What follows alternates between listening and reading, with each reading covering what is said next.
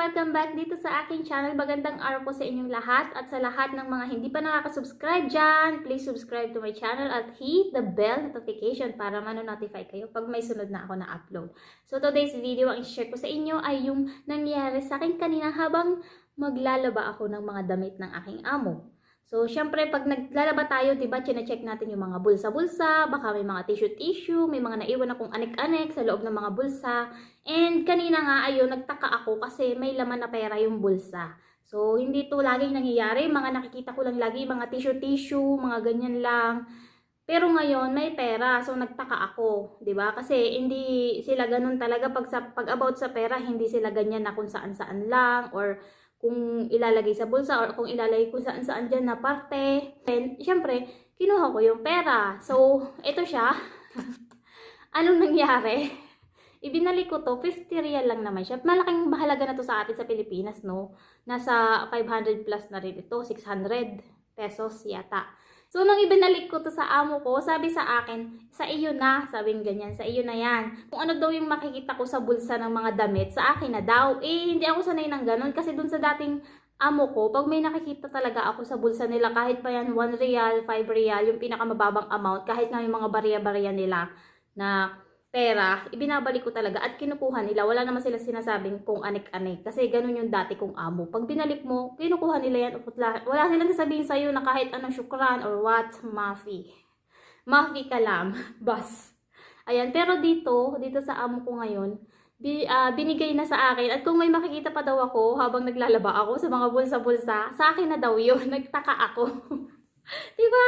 At least, pandagdag to sa ano natin, sa ipon natin, pandagdag sa pampagawa ng bahay. Malaking amount na rin to, no? So, lagi tayong mag-check ng bulsa, hindi natin alam, baka ibigay na rin sa atin, kahit pa yan 1 real, 5 real, kakatulong na rin yan. Kasi, kung 1 real yan, o, diba, may 14 pesos ka na. So, ipunin mo lang ng ipunin, lalaki yan. Pero, madalang lang naman. Kasi nga dito, oh, ngayon lang nakakita ako na 50 talaga. Sana nilaki yan, 100 man lang. Ibibigay pala sa akin.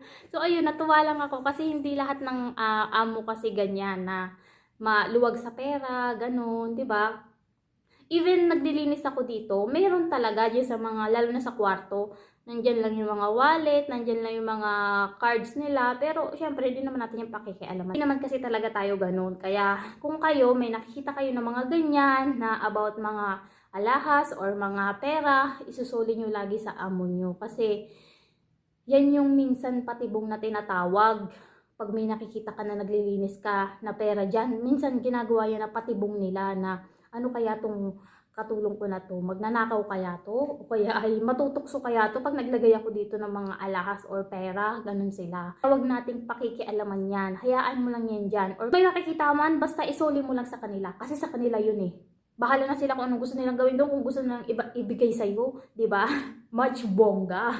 Mas bongga yung kung ibibigay na sa'yo kung ano man yung nakita mo dyan na pakalat-kalat na isinuli mo. Minsan naman, pag may tiwala na talaga sa'yo yung amo mo, na kahit wala na silang pakialam na magpakalat-kalat sila dyan ng pera, maglagay lang sila dyan ng mga wallet or mamahaling alahas nila, napakalat-kalat lang dyan, hinahayaan lang. It means may tiwala na sila sa'yo. So, mas masarap pag ganun, pag alam mong nagtitiwala sila sa'yo, kesa yung laging nagdududa na parang lagi kang pinagbibintangan tapos wala ka namang ginawa. Ako ayaw na ayaw ko ng ganun, yung wala kang ginawa pero feeling mo ikaw yung pinagbibintangan, yung laging nakatingin sa'yo ng masama, yung parang nawawala yung ganito ko, saan kaya yun? Yung parang sa'yo nakatingin na parang pinagdududahan ka na ikaw yung kumuha. Yung ganyan, ayaw na ayaw ko ng ganun. Parang ang sama, parang ang ano sa pakiramdam na parang hindi mo maipaliwanag yung nararamdaman mo pag ganun yung nangyayari, diba? Kaya maswerte ka pag may tiwala sa'yo yung amo mo.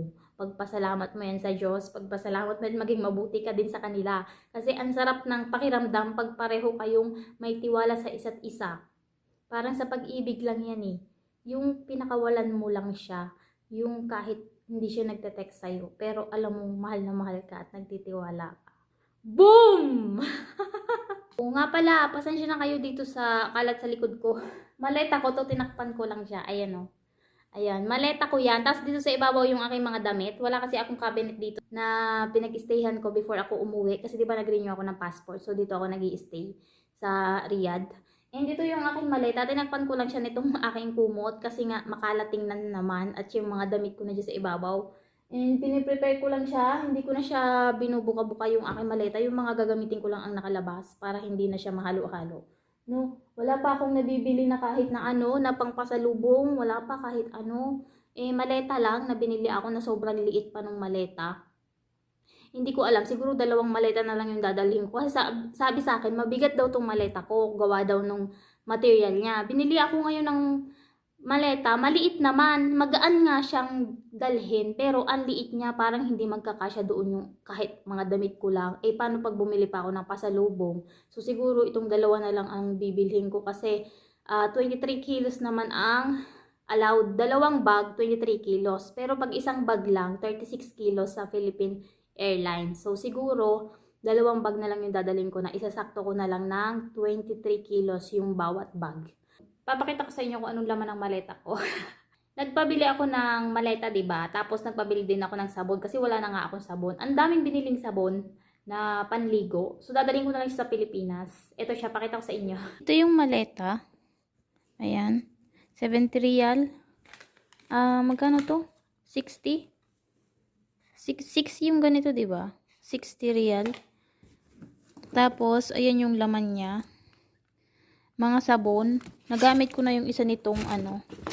Ginamit ko na tong isa. Johnson Johnson. 3 kasi to, 3 plus 1. Ayan. Tapos itong mga sabon-sabon. Ayan, dadali na lang natin siya. Ito gusto ko. Gagamitin ko to pag uwi sa Pinas. Tapos ito, ayan.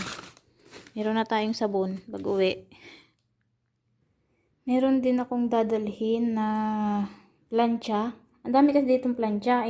Hiningi ko tong isa. Binigay naman. Hindi na kasi ginagamit. Iba ka masira lang, diba? Ang dami talagang plancha dito. Ayan o. So, hiningi ko siya. Maganda pa. Tapos, ang gaan-gaan.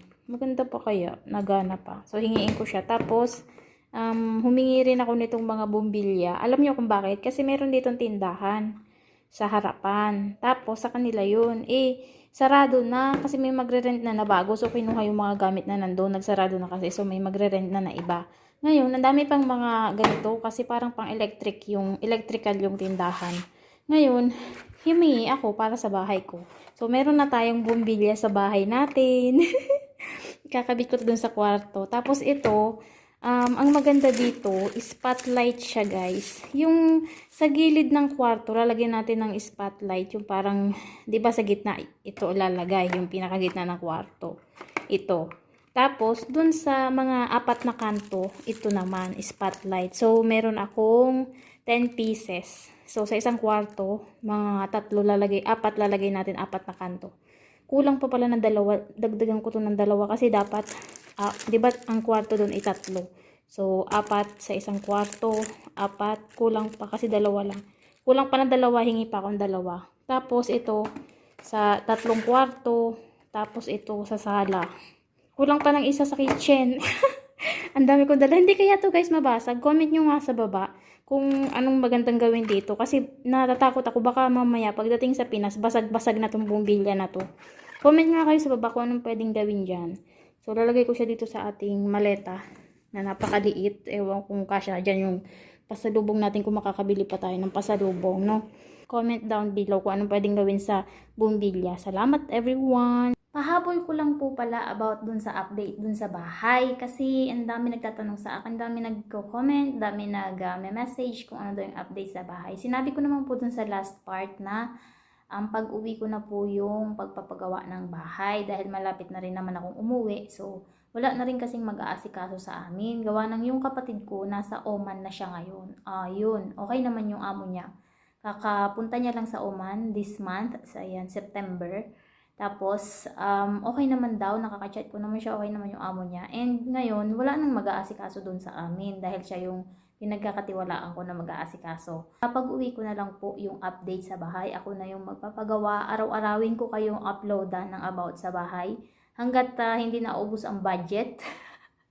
Hanggat sa makakaya ng budget, ayan, papagawa natin pag uwi ko.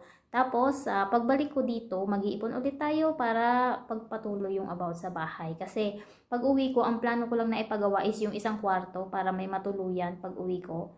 papalagyan ko na siya ng bintana. Naka-order na kami ng bintana, so babayaran ko na lang pag uwi ko. Pintuan, tapos yung isang CR, tapos siguro yung wall niya, lahat ng wall, paikot. Kailangan na siyang mapatapos para at least magmukhang bahay na siya. Tapos noon, yung kwarto nga, may electricity naman na doon. So yung tubig, okay lang naman kasi may poso naman doon. Meron din naman kami doong gripo. Yung anong tawag doon, parang nawasa. Pero ayun, nawasa. Parang yung sa government na patubig. Pero magbabayad ka monthly, ganyan. Tapos, mahal kasi magpakabit nun, kaya makikikabit muna kami dyan sa kapatid namin.